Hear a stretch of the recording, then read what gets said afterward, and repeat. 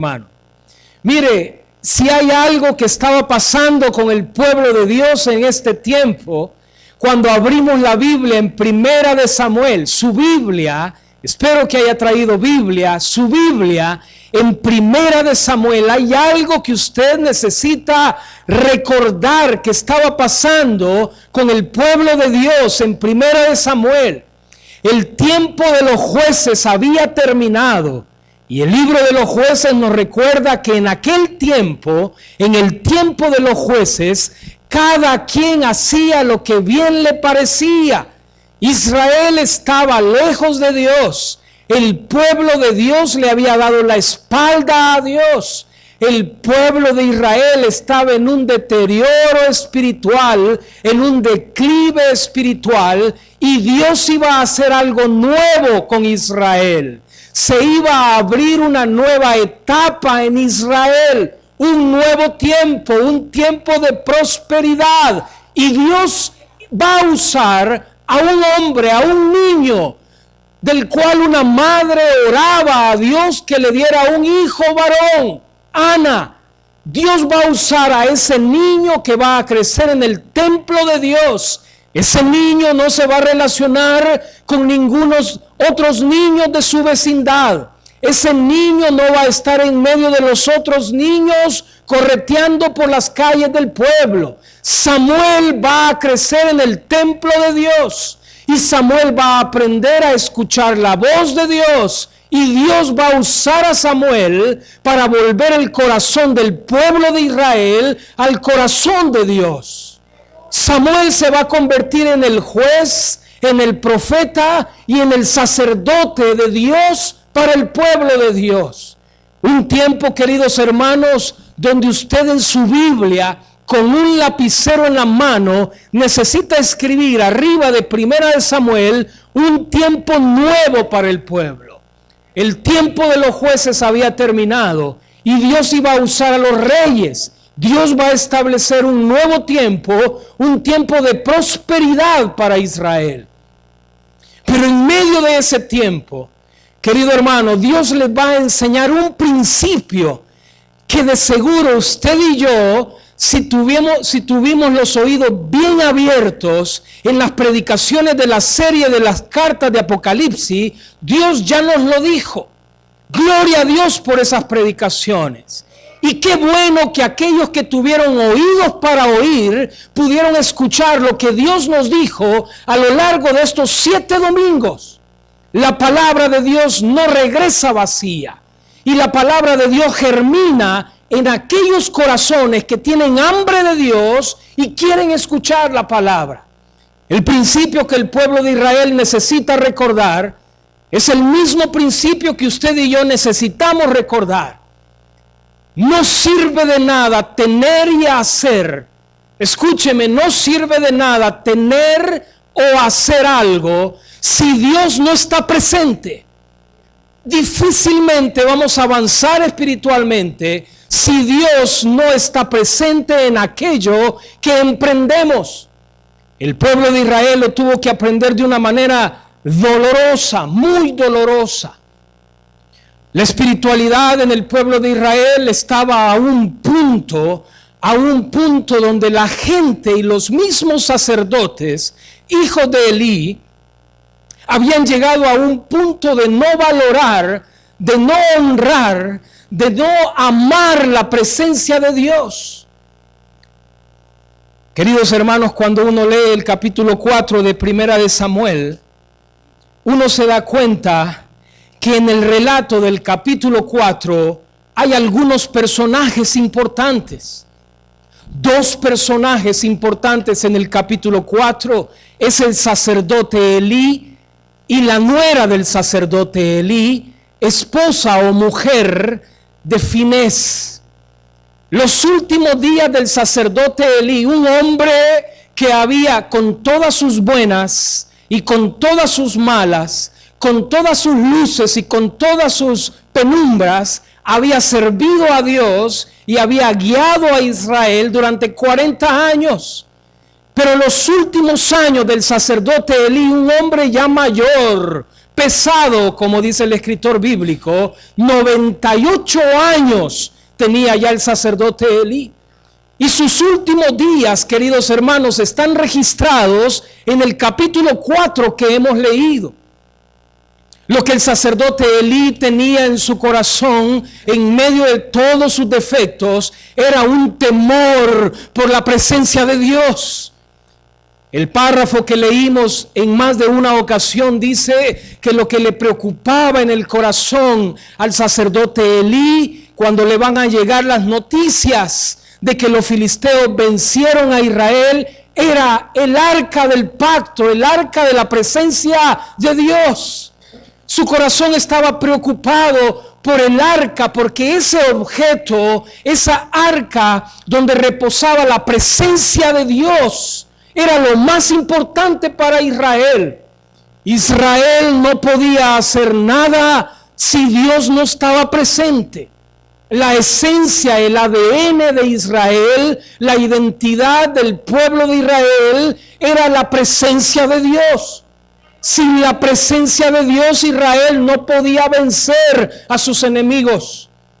Los filisteos les habían vencido una y otra vez. Y los filisteos habían vencido a los israelitas no porque los filisteos eran más fuertes. No, los filisteos no habían derrotado a Israel no porque los filisteos fueran más poderosos.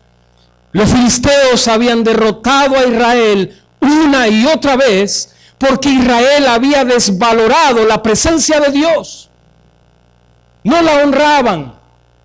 La presencia de Dios para el pueblo en este tiempo se había convertido en algo tan simple, en algo tan común, en algo tan cotidiano. Por eso el corazón del sacerdote Elí, dice el escritor bíblico, temblaba su corazón porque sabía que el arca, ese objeto, que era un objeto simbólico, que reflejaba la presencia de Dios en aquel tiempo, estaba en el campamento de batalla. Y los últimos años del sacerdote Elí son terribles, hermano. No se los deseamos a ninguno de los varones que están acá. Cuando aquel mensajero viene de la batalla y le da el reporte, usted lo leyó, dice que le dio el reporte porque gritó cuando llegó al campamento de Israel, y Elí escucha la gritería, escucha el grito, lo manda a llamar y le dice: cuéntame, hijo mío, ¿qué sucedió? Y cuando aquel mensajero le da el reporte al sacerdote Elí, mire qué interesante. Porque el sacerdote, el mensajero le da por lo menos 3 cosas en su mensaje. Número 1, los filisteos nos derrotaron. Número 2, tus hijos, Ofni y Finés, están muertos. Pero la tercera, el tercer detalle o el tercer aspecto fue trágico para el sacerdote Elí. Porque de alguna manera el sacerdote Elías tenía bien ubicadas sus prioridades. Si Dios no estaba presente, difícilmente podían avanzar. Cuando el mensajero le dice: sí, los filisteos nos vencieron, tus 2 hijos, Ofni y Finés, el mismo día están muertos, y el arca de Dios ha sido tomada. Inmediatamente, dice el escritor bíblico, aquel hombre se fue de espalda, se desnucó y murió. Mire qué tremendo, porque si había algo en el corazón del sacerdote Elí, vuelvo a repetir, con todos sus defectos, era aquello que se puede convertir en la prioridad número 1 del pueblo de Dios: aprender a valorar, aprender a honrar, aprender a amar la presencia de Dios en nosotros. Pero no solo eso, el escritor bíblico dice que inmediatamente hay otro personaje, la nuera del sacerdote Elí, que estaba embarazada. Cuando escucha, el relato es específico, cuando escucha que el arca de Dios, la presencia que había acompañado al pueblo de Israel año tras año, La presencia de Dios en medio del pueblo había sido tomada. Dice el escritor bíblico en su Biblia que cuando aquella mujer escucha que la presencia de Dios en el arca había sido tomada y Dios ya no estaba presente, dice que le vinieron los dolores de alumbramiento. Y las hermanas que están acá en este culto entenderán perfectamente bien que en un proceso de embarazo, en un estado de embarazo, usted debe tener más de todos los cuidados. Cualquier noticia fuerte que le puedan dar en ese proceso de alumbramiento puede ser fatal. Y aquella mujer, cuando escucha esta noticia, no que su marido había muerto, no solo eso, no que su suegro había muerto, sino que más importante, que la presencia de Dios, el arca de Jehová, el arca del pacto, había sido tomada por los filisteos. Dice que le vinieron los dolores de alumbramiento. Y por más muriendo ella, agonizando ella, por más que las mujeres parteras que estaban alrededor de ella, se puede imaginar la escena, las mujeres alrededor de ella, animándola y diciéndole: ten ánimo. ¿Qué le hubiera dicho usted? Anímate, vas a tener un hijo, estás teniendo un hijo varón, anímate. Pero el escritor bíblico dice que esta mujer desfallecía y que no se animaba. Por más que la animaban y le decían, ¿qué mujer no anhelaría que le dijeran: es un varón, el tesoro de su vida, lo que usted estaba esperando? Ahora su vida cambió, mire, anímese. Y cualquier mujer hubiera dicho: mire, Señor, gracias porque ahora la vida tiene sentido para mí. Pero aquella mujer, dice el escritor bíblico, desfallecía por más que la animaban, y le puso por nombre a su hijo. Usted lo tiene en su Biblia. La palabra, el nombre, Icabod. ¿Y de qué sirve un hijo si Dios no está presente? Si Dios no está, si la presencia de Dios no está con nosotros. ¿Y de qué sirve un hijo? Y qué tremendo principio, hermanos. Porque el principio, la prioridad número uno en nuestra vida es que no vale de nada tener o hacer si Dios no está presente. No sirve de nada aún el poder tener. Alguien podría decir, hermano, tener un negocio. Usted puede ponerle nombre al negocio Ebenezer si usted quiere, o a la pupusería La Sagrada Familia si usted quiere. Pero si Dios no está presente en ese negocio, no sirve de nada tenerlo. No sirve de nada tener un hijo. ¿Y de qué sirve, dice esta mujer, que pueda tener un hijo varón si Jehová no estará presente en su vida? Porque esta mujer entendía, como el sacerdote Elí, que la prioridad era no tener o hacer algo, sino que Dios estuviera presente en eso. Y ese es un tremendo desafío, queridos hermanos, porque si hay una lección que el pueblo de Israel estaba aprendiendo, es que la prioridad número uno en la vida del pueblo de Dios es la presencia de Dios en medio de nosotros. Para nosotros su palabra, su llenura, Dios con nosotros, acompañando nuestro corazón volcado al corazón de Dios, buscándolo en todo. Por esa razón los que presentan hijos acá en el altar y traen sus hijos a ser presentados, es un tremendo desafío. Porque usted puede ponerle al niño, si usted quiere, Jesús, o lo quiere ponerle a la niña María. Pero ¿de qué sirve que se llame Jesús o se llame María si Dios no está en la vida de ese muchacho? ¿Y de qué sirve ponerle un nombre bíblico a ese niño si la gloria de Dios no está siendo formada en ese hijo? Aquella mujer expiraba, agonizaba y decía: no sirve de nada.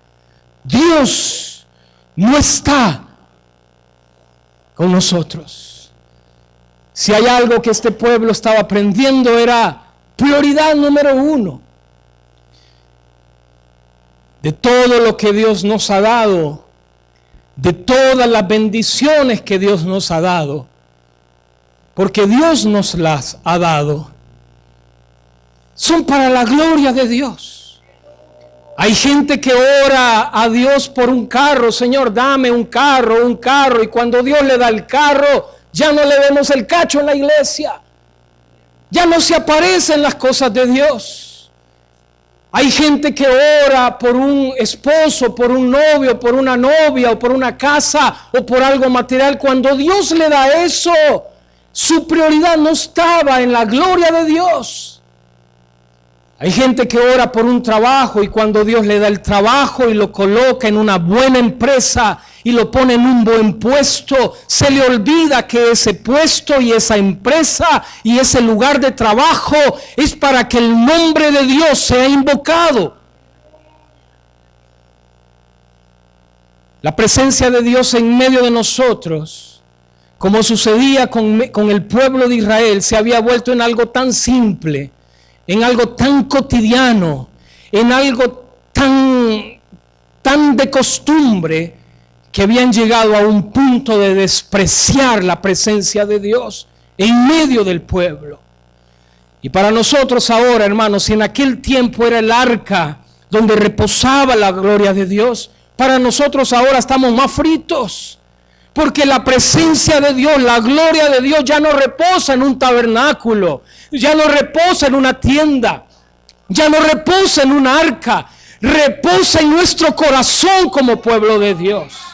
Y ahí entonces, por más amén y gloria a Dios que digamos, necesitamos revisar nuestra vida, porque la presencia de Dios, la misma presencia de Dios, una de dos: o la valoramos y la honramos, la obedecemos y la amamos, o la menospreciamos. Al volverse algo tan simple, de costumbre, como había sucedido en aquel tiempo en Israel. El mismo peligro que el pueblo de Dios sufría es el mismo peligro que hoy usted y yo sufrimos. En el capítulo 2 de Primera de Samuel se habla de los dos hijos del sacerdote Elí. A ver, recuérdeme cómo se llamaban: Ofni y Finés. Y el capítulo 2 dice que estos hombres eran hombres, Reina Valera lo dice así, no me mire mal a mí, perversos, porque se acostaban con las mujeres en el mismo lugar del tabernáculo donde la presencia de Dios reposaba. Y cuando el pueblo se acercaba para traer sus ofrendas, eran hombres tan perversos. Sí, los hijos del sacerdote, los sacerdotes, eran hombres tan perversos que maltrataban al pueblo, apoderándose de algo que no era de ellos, porque menospreciaban la presencia de Dios. Y el mismo peligro, queridos hermanos, puede ser para nosotros.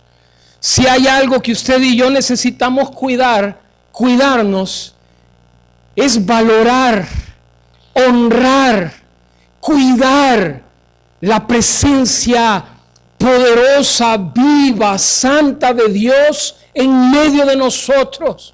Su palabra, su presencia, su llenura en medio del pueblo. El pueblo, en el reflejo de Ofni y Finés, podían cuidar un objeto.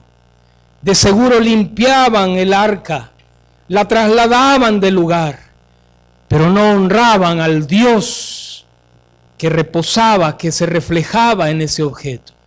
Y este es un llamado, hermano.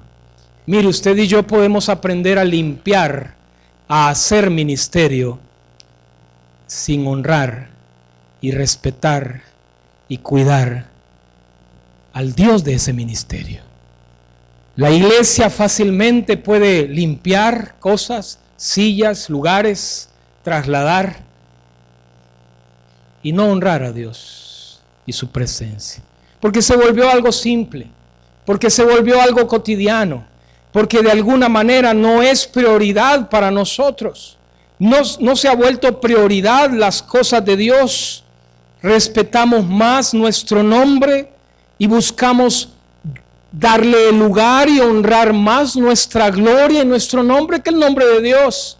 Mire, si alguien habla de usted, se lo aseguro, usted va en busca de esa persona que le ha estado denigrando, y usted seguramente, depende si es mecha corta o mecha mediana o mecha más larga, va a hacer lo mismo. Va a llegar donde esa persona y le va a decir: bueno, quiero decirte que mi nombre se respeta, mi nombre no lo puedes pisotear, y el nombre de mi familia me la respetas. Me los imagino, hermanos. Pero cuando se trata de honrar el nombre de Dios, cuando se trata de respetar el nombre de Dios, cuando se trata de valorar la presencia santa de Dios, no actuamos de la misma manera.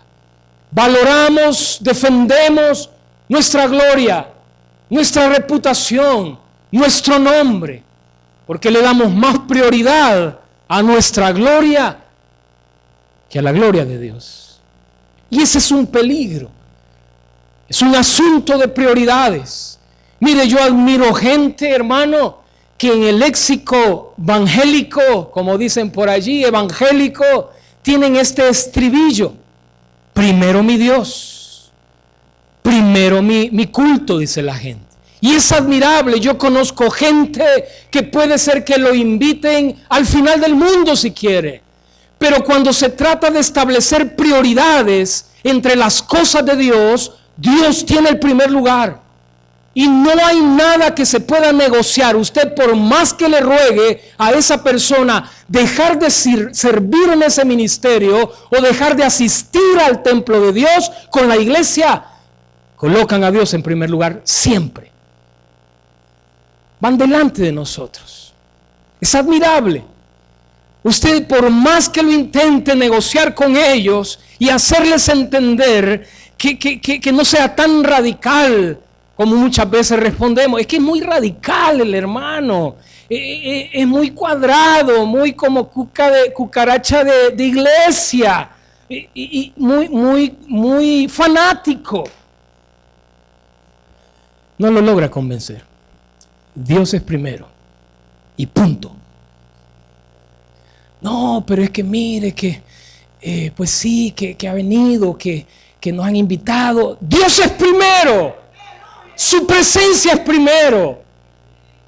Y el pueblo de Dios necesitamos aprender que es un asunto de prioridades. Hay un contraste en el capítulo 4, queridos hermanos. ¿Lo notó? Cuando Israel, creyendo que mandara a traer el arca de Dios, para que el arca de Dios en medio de ellos les diera la victoria, ¿lo leyó? Cuando traen el arca de Dios al campamento de los hebreos, dice que gritaron de tal punto los hebreos que la tierra tembló. Y los filisteos que estaban en el otro campamento, ¿lo leyó? Cuando escucharon los gritos, dijeron: ¿qué gritería es esta? Y alguien seguramente le dijo: bueno, lo que sucede es que el arca de Dios ha venido al campamento de los hebreos. ¿Cuál fue la expresión de los filisteos cuando escuchan que el arca de Dios había venido al campamento de los hebreos? Es admirable que los filisteos paganos incircuncisos tenían más valor por el arca de Dios que el mismo pueblo de Dios. La expresión de los filisteos fue: ¡ay de mí! ¡Ay de nosotros! Porque ha venido el Dios de los hebreos. ¡Ay de nosotros! Pelead como varones, dicen ellos. No dejéis que los hebreos os esclavicen como nosotros los hemos esclavizado, porque ese Dios de los hebreos ha hecho tremendos portentos con su pueblo. Hermano, y uno cuando lee este pasaje dice: ups, un pagano valorando más la presencia poderosa de Dios que el mismo pueblo de Dios. Porque el pueblo de Dios, si lo leyó bien, fue derrotado. Fueron humillados. Porque ellos pensaban que podían manosear la presencia de Dios, trasladar el arca como a ellos les diera la gana. Pero los filisteos, cuando escuchan que Dios está en el campamento de los hebreos, dicen, esto no va a ser igual. Dios está con los hebreos. Y ahora sí, se puede imaginar la escena, filisteos, ahora sí, peleen como varones, esfuércense, porque ese Dios de los hebreos ha llegado al campamento. ¿Qué contraste, hermano? Mire, yo estoy seguro que usted conoce gente en nuestro léxico que no es cristiana, que no es evangélica, que quizás son compañeros suyos, conocidos suyos, que de pronto, aunque no lo decimos, tenemos ya un pensamiento hacia ellos, que son pecadores, que bárbaros como fuman, que borrachito, que pobrecito en lugar de esta. Pero estoy seguro que más de alguno de esos paganos a los cuales nosotros identificamos tienen más honra por las cosas de Dios que aquellos que conocen a Dios. Tienen más valor por la presencia de Dios y respeto por las cosas de Dios que aquellos que somos pueblo de Dios y que por la costumbre, por lo simple que se vuelve, por lo cotidiano, llegamos a un punto de despreciar la presencia santa de Dios en nuestras vidas. No sirve de nada tener, no sirve de nada hacer si Dios no está presente. La prioridad que establezcamos, querida iglesia, en nuestra vida va a determinar cómo vamos a terminar nuestra vida.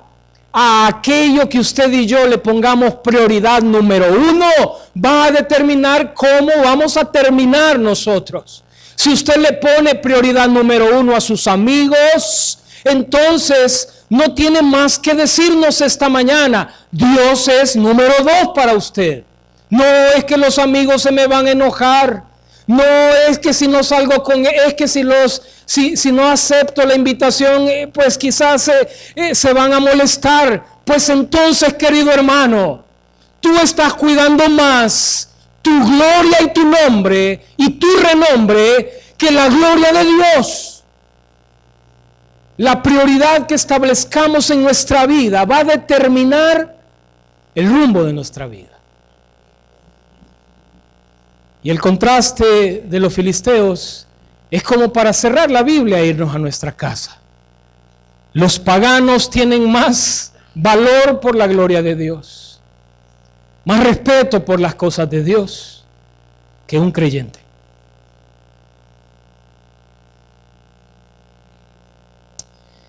Segunda de Samuel capítulo 11, versículo 11. Describe aquella triste historia en los días de David. Usted la conoce, no vamos a entrar en detalle. Pero segunda de Samuel 11:11 nos narran aquel episodio, sí, de aquel momento tan bajo de David con Betsabé, que David, tratando de tramar y salir bien librado del pecado que había diseñado en su mente y en sus planes, manda a llamar al marido de Betsabé, que sin ver su Biblia quiero preguntarle cómo se llamaba el marido de Betsabé. Bárbaros, hombre.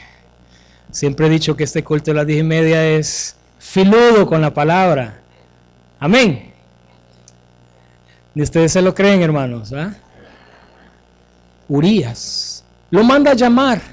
Y mire, por más que David, queriendo salir bien librado, usted sabe la historia, ha escuchado la predicación muchas veces, ha estudiado el pasaje muchas veces. David, por más que le ruega a Urías, que lo manda a llamar para que vaya a su casa y que descanse en su casa, y obviamente que se acueste con su mujer para poder maquillar de alguna manera lo que él había hecho con la mujer de Urías. Por más que le ruega a Urías, usted sabe lo que sucede con Urías. Versículo 11, cuando David se da cuenta que Urías se había quedado durmiendo allí afuera del palacio y no había ido a dormir cómodamente a su casa y por lo tanto acostarse con su mujer, David lo cuestiona. Y la respuesta de Urías es un principio para nosotros. Versículo 11, Urías le dice algo así: no puedo, Señor. El arca de Dios, mientras el arca de Dios está en tiendas, junto con todo el ejército, en la batalla, en tiendas, ¿cómo sabiendo yo que el arca de Dios está en tiendas, en el campamento de batalla, cómo puedo yo irme a dormir cómodamente a mi casa si el arca de Dios está en tiendas, en el campamento de batalla? Queridos hermanos, la perspectiva de Urías no era la perspectiva de David. A Urías le interesaba más la honra, la presencia de Dios más importante que irse a su casa y descansar. Pero lo que le interesaba a David, hermanos, era un asunto de él personal. Era cosa suya. Lo que a David le interesaba no era la presencia de Dios. Estaba en su punto más bajo, luchando, tratando de maquillar, tratando de negociar. Pero Urías le da una tremenda lección. En buen salvadoreño, usted y yo le hubiéramos dicho: Rey David, la prioridad número 1 no es que yo descanse en mi camita. La prioridad número 1 es la gloria de Dios. Y hermano, yo no sé, Dios hablándole a David, dándole oportunidades a David, y David interesado en sus asuntos personales. Queridos hermanos, ¿no sucede así con nosotros? ¿No sucede así lastimosamente con nosotros? Cuando las cosas de Dios, la gloria de Dios, la presencia de Dios se vuelve algo tan simple, tan común, tan cotidiano, que no es prioridad. Que anteponemos entonces a la gloria de Dios, a la presencia de Dios, nuestra comodidad. Una vez una hermana, cuando estábamos haciendo invitaciones para servir, luego yo entendí, ¿no?, que todos estamos en un proceso, ¿verdad? Luchando en un proceso.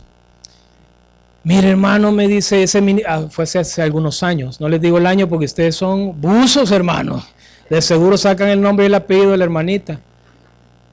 Mire, hermano, me dice, fíjese que en ese ministerio que nos han puesto, muchos nos asoleamos, hombre. Mire, y yo quiero abrir mi corazón con ustedes. Hacía sol, pero no era un gran solazo. Es decir, un sol que se aguanta. Lo invitan al estadio y más se asolea uno por ir a ver un partido de hombres. Le dicen en su empresa que tiene que ir a una manifestación porque no pierde el trabajo. Ahí se asolea, se lo aseguro. Y yo dije, bueno, qué difícil, ¿no? Porque nuestro corazón tiene una tendencia. Y la tendencia es, muchas veces, no es la gloria de Dios, la presencia de Dios en aquello que podemos hacer para Dios o que Dios nos ha dado. Mire, si finalmente la salud Dios nos la da, y de seguro nos la ha dado para que nos desgastemos para Él. Lo que sucede es que en los últimos días, cuando ya estamos en la cama de un hospital, nos cae el 20, que tuvimos salud, y que si tuvimos salud fue para la gloria de Dios. Pero ya cuando estamos casi por colgar los tenis, entonces pensamos, ay, cómo quisiera tener más tiempo para servir a mi Señor. Si todo lo que tenemos, querida iglesia, salud, el carrito que Dios le ha dado, el título que Dios le ha dado, es para la gloria de Dios. Todo lo que tenemos lo hemos recibido de su mano. Y todo lo que tenemos es para que la gloria de Dios sea manifestada. Llámese terreno, llámese pupusería, llámese hijo. Ese hijo no sirve de mucho si la gloria de Dios no está siendo formada en ese hijo. Por más que le ponga Jesús al niño, por más que busque un nombre bíblico, que nos encanta, y me incluyo, nos encanta ser bíblicos.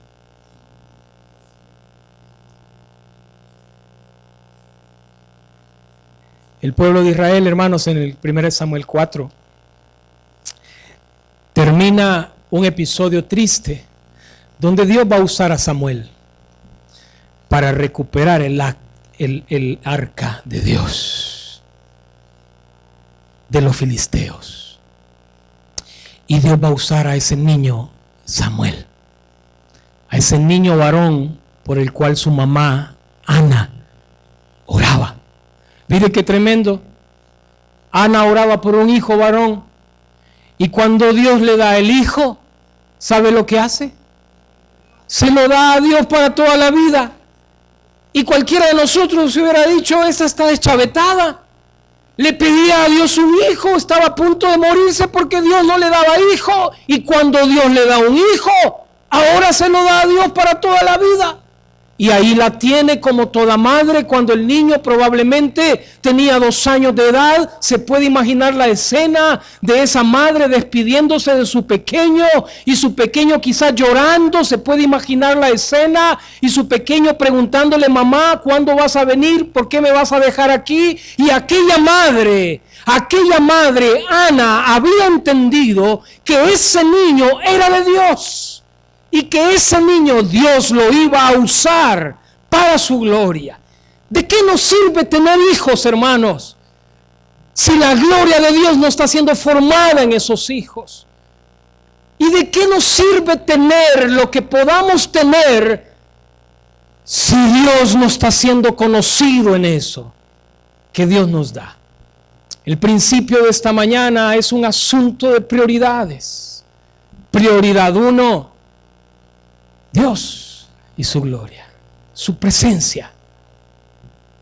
¿Y qué más podemos tener en esta vida, hermano? La hermosura la perdemos.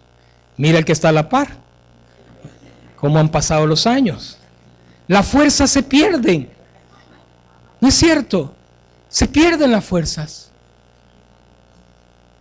¿Qué más podemos como pueblo de Dios? ¿Qué más podemos como pueblo de Dios si no es la gloria de Dios? Sus planes, sus propósitos. Por eso Pablo decía, poned la mira en las cosas de arriba, donde está Cristo. Poned la mira en las cosas de arriba. Mire, hermano, cómo necesitamos aprender este principio. Allá de pronto la señorita dice, me cortó el novio. Y en ese episodio trágico, ¿no es cierto? La señorita piensa que el mundo se terminó. Ya ni a la iglesia quiere venir.